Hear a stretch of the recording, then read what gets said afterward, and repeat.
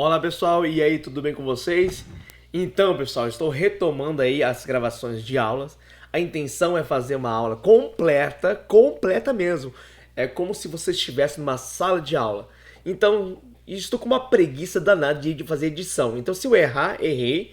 Tipo, errar assim, tipo, de repente dar uma travada ou sei lá, não sei o que pode acontecer durante na sala de hoje.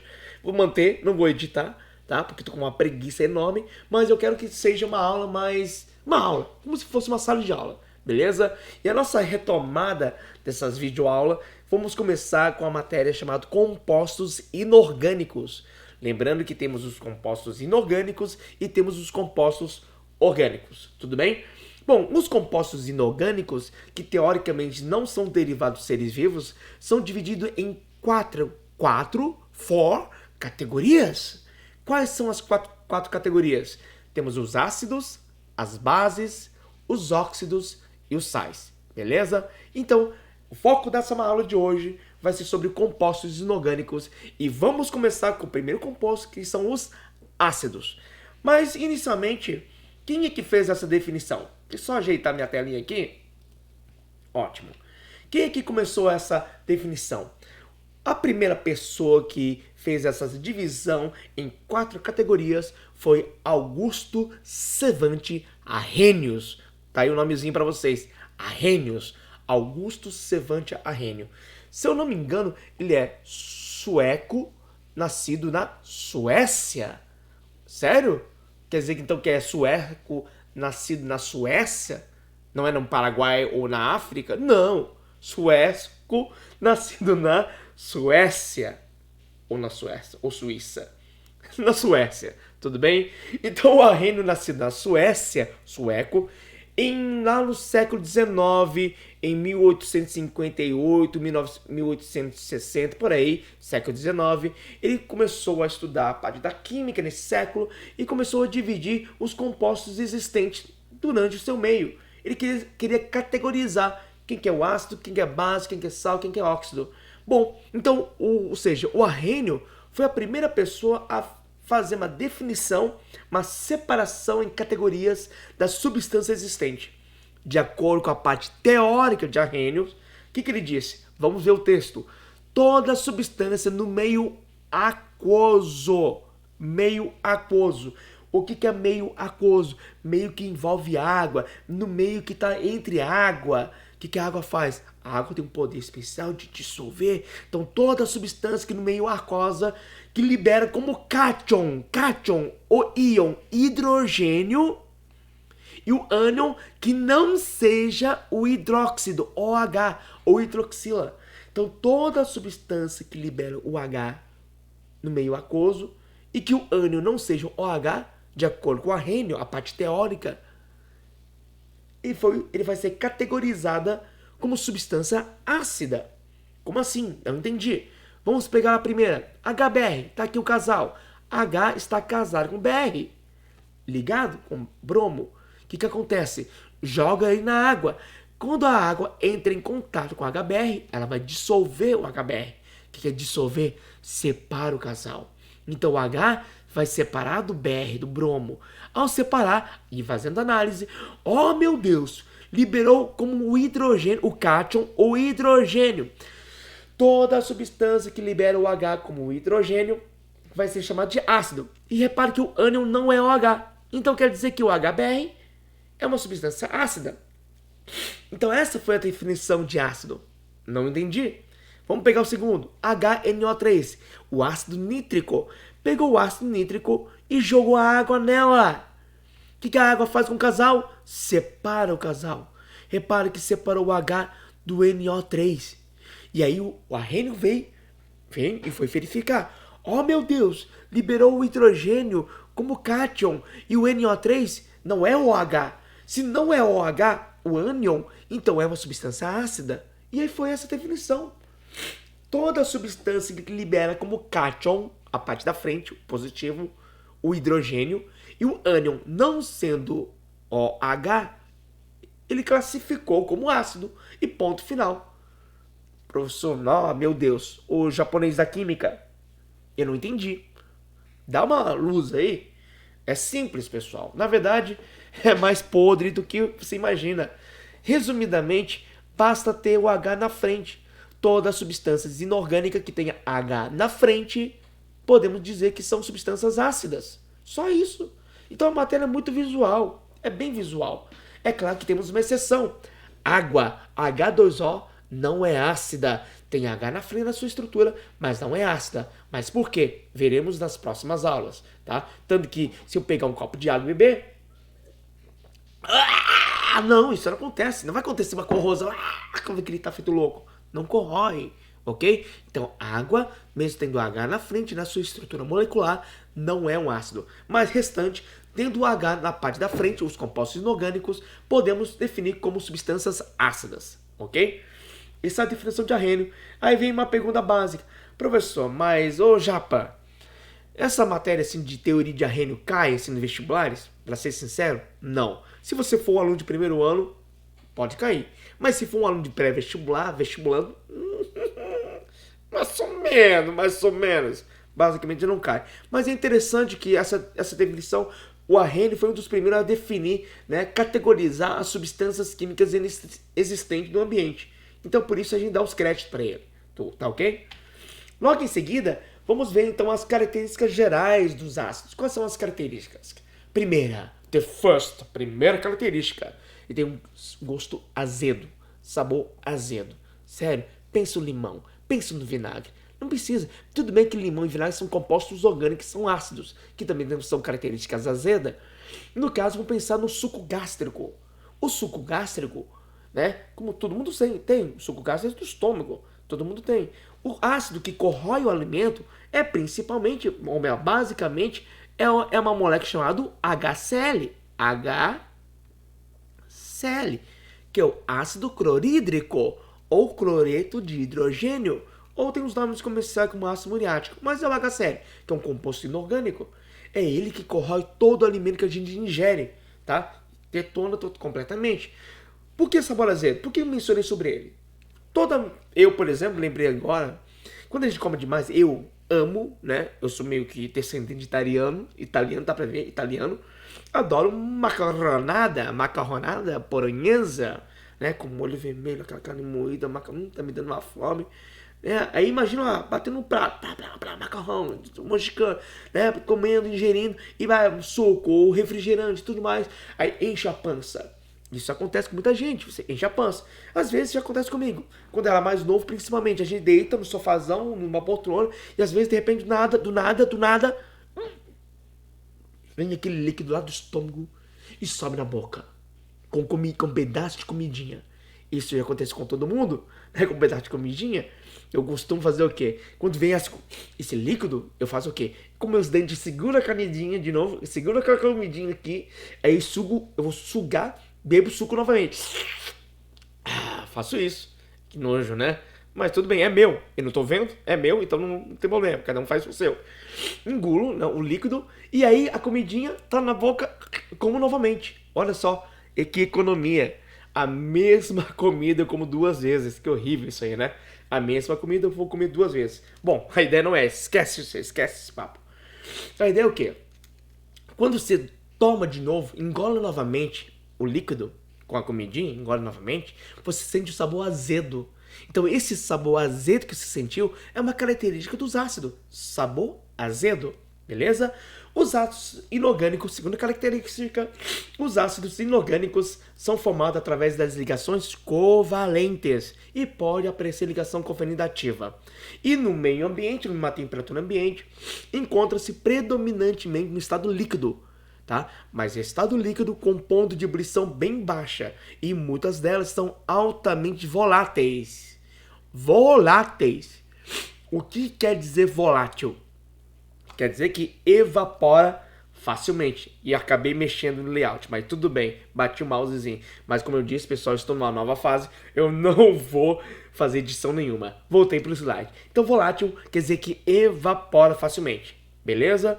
Então, pessoal, é interessante você do primeiro ano, você do pré-vestibular, dá uma anotação.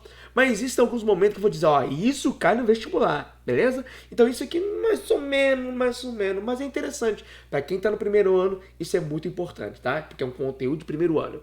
Chegando lá, próxima, corrosão. Como que corrói? Corrói matéria orgânica? Claro que corrói matéria orgânica. A corrosão em matéria orgânica se dá através do processo de desidratação. O que é desidratação? Retirada da molécula de água.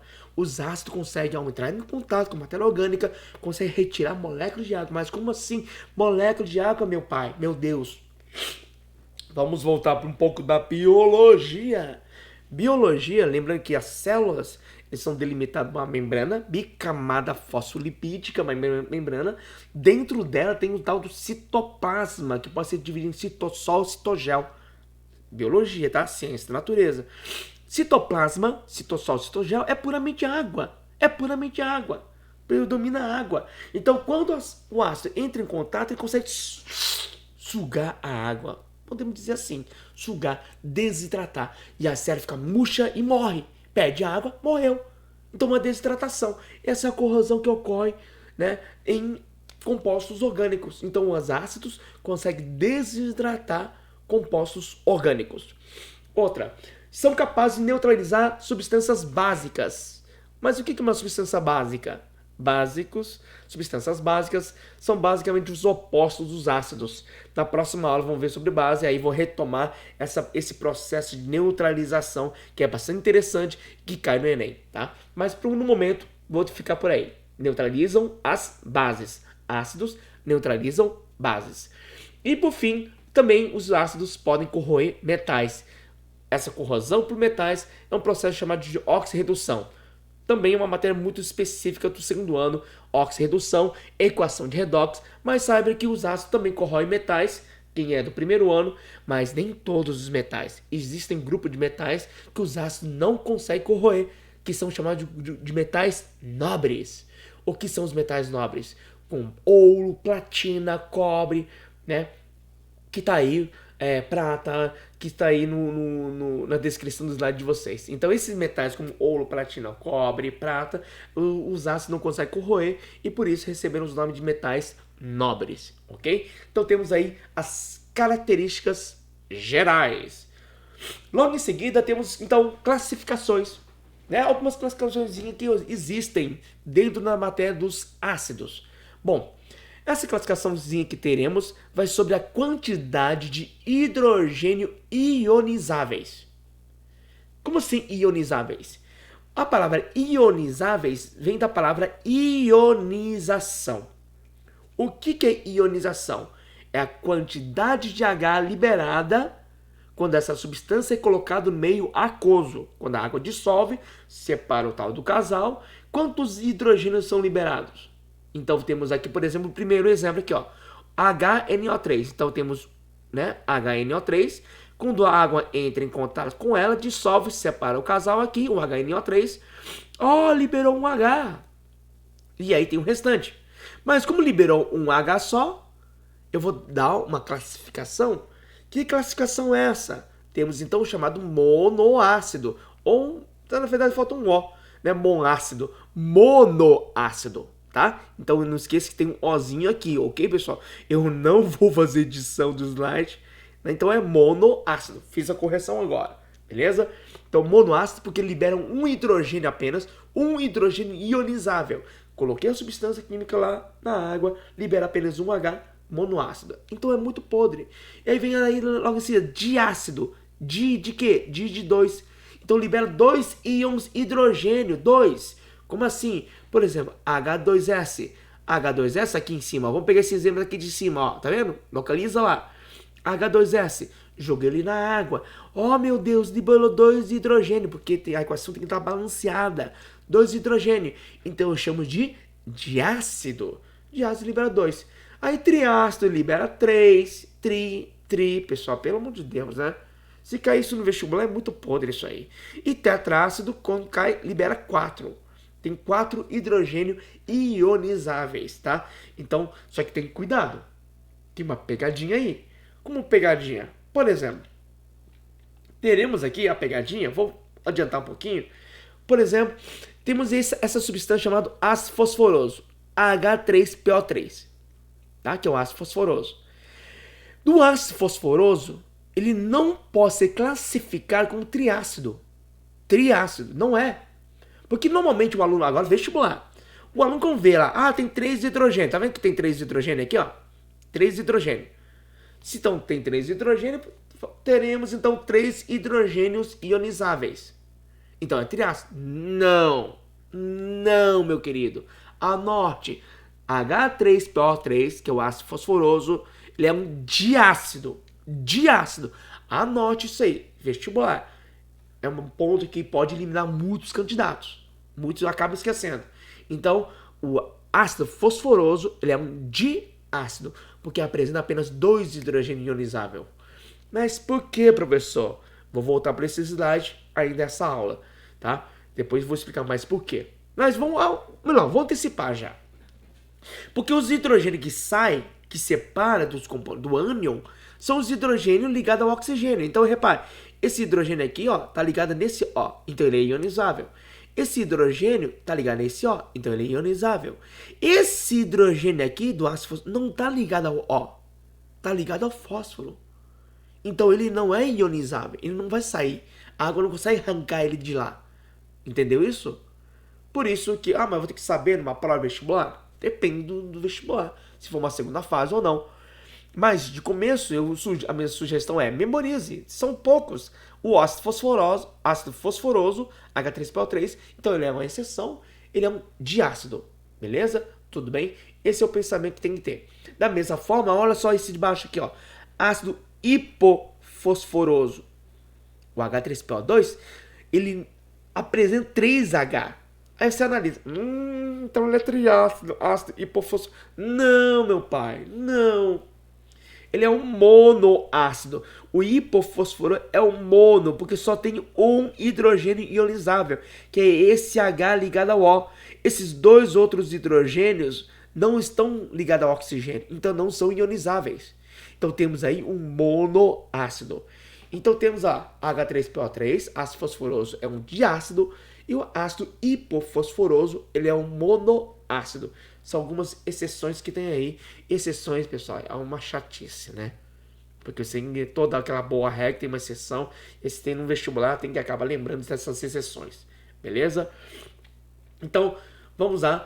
Então, essa é uma classificação muito bem tranquila, né? Devido ao número de H, mas cuidado com essa pegadinha. Então, tem um H ionizável, monoácido, diácido, triácido, tetrácido. Com exceção daqueles carinha lá. Beleza? Então, tome um pouco de cuidado a respeito disso aí. Beleza? Processo de ionização. Bom, já acabei antecipando. O que é ionização?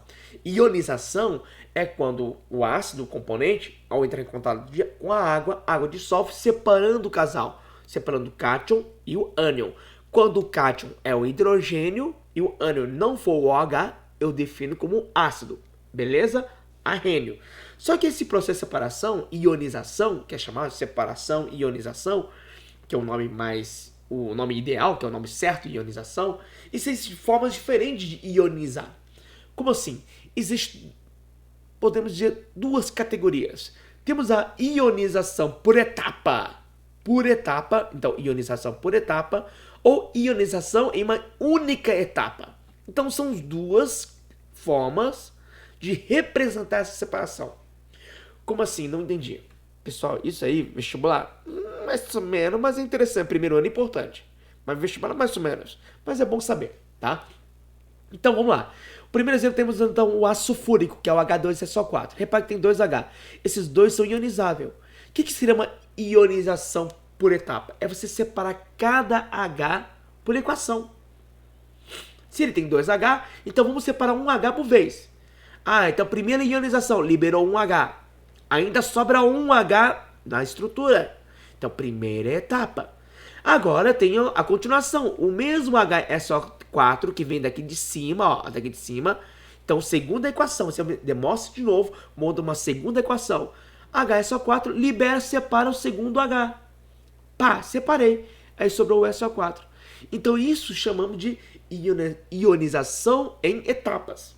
Então, a quantidade de hidrogênio ionizável, tu vai separando 1 H por vez.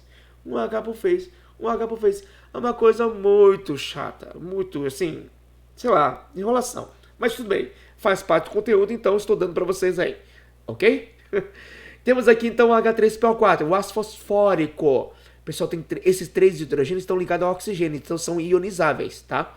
Apenas ácido fosforoso e o hipofosforoso que são especiais aí, beleza? Então temos 3 hidrogênios aqui. Então vou fazer a ionização por etapa, separando o primeiro H. Pá! Então aí sobra 2 ainda. Como tem H para separar, então vou fazer uma segunda etapa. Vou repetir o componente e aí segunda etapa, separa o segundo H, ainda sobra mais um H. Então vou continuar. Terceira etapa, vou ter uma continuação. Agora vou liberar o último hidrogênio. E pronto, pá, liberei o último hidrogênio. E finalizei por aqui. Então o ácido fosfórico, se for fazer a separação por etapa, temos 3 etapas. Primeira, segunda e terceira, porque tem 3 hidrogênios ionizáveis, tudo bem? Enquanto que o ácido sulfúrico apenas 2 hidrogênios ionizáveis. Ou podemos simplificar isso aqui. Como assim simplificar? Ionizar, separar em uma única etapa. O que é assim como única etapa? Você vê logo em começo aqui, ó. Olha só aqui, ó. Ó, tem 2 hidrogênios. E já faz. Já coloca 2 aqui na frente. Já coloca o coeficiente para balancear. Se eu tenho 2 hidrogênios no começo, tem 2 hidrogênios no final. E pronto, acabou. Uma única equação. É tipo um resumo. Pá, junta tudo, resumo. Não entendi. Aqui, por exemplo, ácido fosfórico. Ah, tem 3 hidrogênios. Então, de uma vez só, numa única etapa, pá, 3 hidrogênios. Pronto. Então, se eu demonstrasse apenas isso aqui diretamente, sem separar um por um, chamamos de etapa única. Única etapa. Se você olhar muito bem, a única etapa é tipo a junção das 3 anteriores, de cima. Da primeira etapa, segunda etapa, terceira etapa, junta os 3. Tem lá a equação global, equação, a soma das etapas. É a mesma coisa. Ok? Aqui, ó, direto, por exemplo, aqui embaixo. Aí eu vejo que tem 4 hidrogênios. Ah, os 4 são ionizáveis. Ponto. Separei completamente os 4 hidrogênios. Ao invés de ter a primeira etapa, a segunda etapa, a terceira etapa, a quarta etapa. Oh, meu pai, pra que isso? Não é mesmo? Então, mas saiba que tenha isso aí. Existe, então, ionização por etapa. Então, cada hidrogênio ionizável você vai separar um por um. Oh, meu saco. Ou uma só vez, uma única etapa. Tudo bem? Então, tem esses processos meio chatinho, mas acontece aí, tá? Então, ionização por etapa e ionização em uma única etapa. Beleza? Vamos lá. Entrando agora em grau de corrosão. Como que os ácidos corroem, né? Qual que é o grau? Como que ele corrói? Por que corrói? É corrosivo, muito corrosivo ou pouco corrosivo? Esse grau de corrosão, na parte mais técnica da matéria, da parte da química, depende do que chamam de grau de ionização. Então, o grau de corrosão, se ele é forte, médio ou fraco, depende do que chamamos de grau de ionização. Como assim grau de ionização? Esse grau, pessoal, ele tem o símbolo de alfa, o alfa peixinho, que é uma porcentagem. Ou seja, o grau de ionização representa a quantidade de hidrogênio liberado no meio aquoso. Como assim liberado? Porque na realidade, pessoal, o ácido só ataca porque libera o H. É o H sozinho, o H que separa do seu ânion que ataca. Como assim? Eu não entendi. Vamos imaginar, por exemplo, o HCl. O HCl do nosso estômago é um dos top 3 mais corrosivos, dos hidrácidos, tá? O HCl, ele é assim, o H, vou imaginar que o H seja o homem, tá? E o Cl é a mulher, o casal. O H tá casado com o Cl, beleza? Beleza. E aí o HCl entra em contato com a água vem e água nele, água. Olha a água nele, o que a água faz? A água separa o casal. Aí o homem fica sozinho, livre e solto. E aí vem a mulher também sozinha, livre e solto. Vamos focar no homem. Vamos imaginar um casal novinho. O casal tá lá, quando tá com a namorada na frente dos outros. Oh, que casal bonitinho, fidelidade total. E aí quando a namorada viaja, o cara tá sozinho, o rapaz tá sozinho, ele festeja. Começa a atacar. Qualquer um que vem, ele vai... já entendeu, né? Aí que está o perigo. É o H livre, esse H livre que inicia o processo de corrosão. É o hidrogênio livre que acontece o processo de corrosão. O HCl, se estivesse junto, casadinho, não corrói. Podemos dizer que basicamente não corrói. É o H soltinho, a minha namorada foi embora. soltinho, é que passa a corroer. Então isso chamam de grau de corrosão, tá? Então esse grau é importante, essa é a parte mais técnica. Ah, mas professor, mas eu tenho que ficar decorando as porcentagens porque trabalho com porcentagem. Por exemplo, vamos colocar aqui o seguinte. O que é um ácido forte? Corrosão muito perigosa, de forte corrosão. São ácidos que apresentam um grau de corrosão igual ou acima de 50%. Por exemplo, se não me engano, o HCl possui um grau de corrosão de 98%. Se não me engano de cabeça, mas é 90 e pouco, acima de 90. 98, 90, quase 100%. Isso quer dizer o que, meu pai? Se eu tivesse 100 mols ou 100 moléculas, vou chamar de molécula, é mols, 100 moléculas de HCl, 98 deles irão se separar. Vai me dar 98H e 98Cl. Então a porcentagem de separação, divórcio, separação é muito alto. Então libera um monte de homens solteiros na praça. E esses homens solteiros vão corroer, vão atacar. Então por isso é perigoso, é muito perigoso. Tá? Então na parte técnica, o grau de corrosão é que indica se ele é corrosivo, médio ou fraco corrosão. Tá? Acima de 50% já é considerado forte, entendeu? Semiforte ou moderado, mediano, está entre 5 a 50. Então 5 a 50 seria mediano. E fraco corrosão, ou basicamente não corrói, abaixo de 5%. Então abaixo de 5% ele não corrói. Basicamente você não sente nada. Vou pensar no vinagre. Tudo bem, vinagre é composto orgânico, mas também tem um grau de ionização aí. Tá? É baixo pra caramba o vinagre.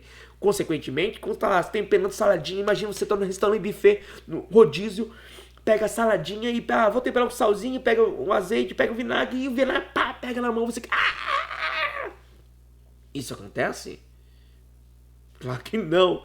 Todo mundo ia olhar pra você, meu Deus, tá doido essa menina, esse menino, esse rapaz? Tá doido? Isso não acontece, porque o grau de ionização do vinagre é muito baixo, então não corrói.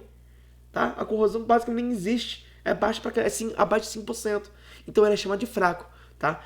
Então como se faz esse cálculo? Como que faz o cálculo do grau de ionização? Bom, a fórmulazinha está aqui na parte de baixo. A gente pega o quê? O alfa ele é pego através do quê? Número de moléculas ionizadas, a quantidade que separaram, dividido pelo número total de moléculas. E assim a gente calcula o alfa, o grau de ionização. Ok? Se fosse esse cálculo, ó, qual o grau de ionização? Eu tenho 100. Comecei com 100. E vi que 96 se separaram. Então, vou pegar 96, aqui na parte de cima, 96 dividir por 100. Vai dar 0,96. Então, o grau daria 0,96. Se 0,96 é a mesma coisa que 96%. Multiplica por 100. 96%. Então, ou seja, o HBr ele é um ácido corrosivo, de alto poder de corrosão. Tá?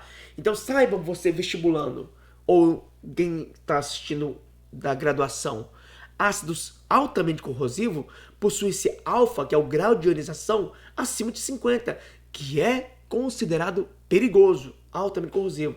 Então, entre 5 a 50, corrosão mediana, e abaixo de 5, então, fraca corrosão. Beleza? Então, olha lá, mais uma formulazinha. Vamos imaginar aqui, ó. Temos um total de 70 moléculas. 70, total de um ácido qualquer. 70 moléculas. Desses 70, apenas 10 se separaram.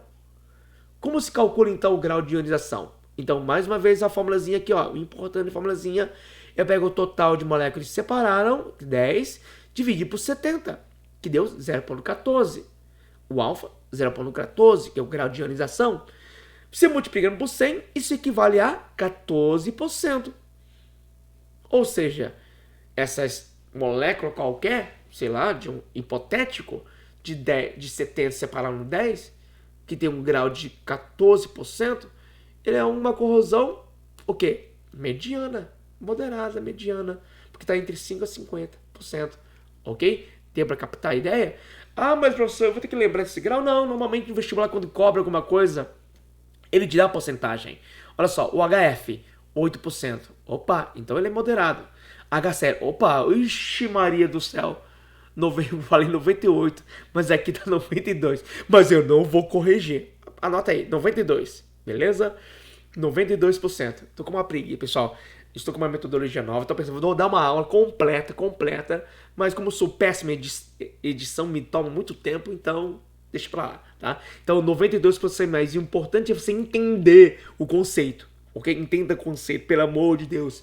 Captar conceito. Vai lá, japonês da química, tá me ensinando e clareando as ideias. Então o HCN 92%. Olha o HCN. O HCN 0,0008%. Basicamente não é corrosivo. Então se eu pegasse um balde de HCN e me jogasse no meu corpo, não ia corroer, ok? Só que tem que tomar cuidado. O HCN, pessoal, o HCN é um dos ácidos mais letais. O HCN foi usado na Segunda Guerra Mundial. Na Segunda Guerra Mundial, naquelas tais câmaras de gás. A câmara de gás, na verdade, não é um gás, é um ácido volátil. É o HCN. Faz uma reação química, os caras fizeram uma reação química e liberou o HCN. E o HCN, respirando, mata, tá? O cara que descobriu o HCN, que é um ácido cianídrico, morreu. Na verdade, ele fez uma reação sem querer e pá, caiu no chão. Outros cientistas vieram, como que ele morreu? E aí descobriram que está o HCN. 3 ml de HCN injetado diretamente nas fossas nasais mata um adulto. 3 ml é nada. É nada. Ou seja, o HCN é altamente letal. Mas, olha só, não quer dizer que o HCN é letal e seja corrosivo. Não é. Em termos de corrosão, não é corrosivo. Então, teoricamente, se eu estivesse usando uma máscara, né, sem respirar o HCN, e pegasse um balde de HCN, que é volátil, vamos imaginar líquido, e jogasse no meu corpo, em termos de corrosão, é zero. É zero corrosão. Mas se respirar, se você dar uma respiradinha, você morreria na hora, tá? Então, muito perigoso. Então, existe a corrosão, grau de corrosão, existe que a letalidade. São duas coisas separadas. Altamente letal, o HCN, e pouco corrosivo, no caso, por exemplo. Porque o seu grau de ionização é muito baixa. Ok? Aí vem o H2, é só quase 60%. Então essas tabelinhas geralmente é dada, você faz alguns cálculozinhos que pode perguntar o pH da solução em pH, mas essa é próximas matérias. Tudo bem? Mas para agora, sabe que existe o grau de ionização que define se ele é ácido, forte, médio ou fraco. Ok? Só que existe um método simplificado, né? Que isso até às vezes pode aparecer. Depende de uma questão de prova vestibular, não pede assim o grau de ionização. Não pede o grau de ionização. E aí você tem que não dar o grau de ionização. E você tem que saber. Como que você vai saber? Decoreba. Infelizmente. Ok? Bom, inicialmente vou fazer a divisão dos ácidos em duas categorias. Temos então os hidrácidos e temos os oxiácidos. Tudo bem? Os hidrácidos são ácidos que não têm oxigênio. Como você pode ver aí, HCl, HBr, HI, HF, o que está aí como exemplo para vocês aí na telinha. Os oxiácidos têm oxigênio. Bom, vamos focar nos hidrácidos. Os hidrácidos fortes, quem são? São 3. HCl, HBr, HI. Então são esses 3, tá? Dos hidrácidos fortes. Vou mudar a cor da minha canetinha aqui, ó. Então são esses 3. Mediano, HF. E os demais que aparecerem são considerados fracos. Então você meio que decora. HCl, HBr, HI, forte. HF, médio, moderado. Resto, fraco. Ponto final, acabou. Decoreba. Ajuda. Ajuda. Para enfrentar uma questão do vestibular. Ajuda? Ajuda. Claro que ajuda. Então vai decoreba. Modo simplificado. Mas a parte técnica, se for seguir a realidade, ou real, ou né, graduação, aí sim, grau de ionização. Mas aí já mata a questão. Ok? E os oxiácidos? O que são os oxiácidos? São ácidos que têm oxigênio. H2SO4, HNO3. Nesse caso, você vai fazer um pequeno cálculo matemático. Qual que é o cálculo matemático? Você vai pegar o número de oxigênio menos o número de hidrogênio. Só isso. Se você pega o número de oxigênio menos de hidrogênio e esse valor deu 0, fraco. Deu 1, médio, 2 ou acima de 2, forte. Tudo bem? Beleza? Pessoal, vou dividir em duas partes. Então, finalizando essa parte, logo em seguida voltaremos com a parte 2, continuação da matéria.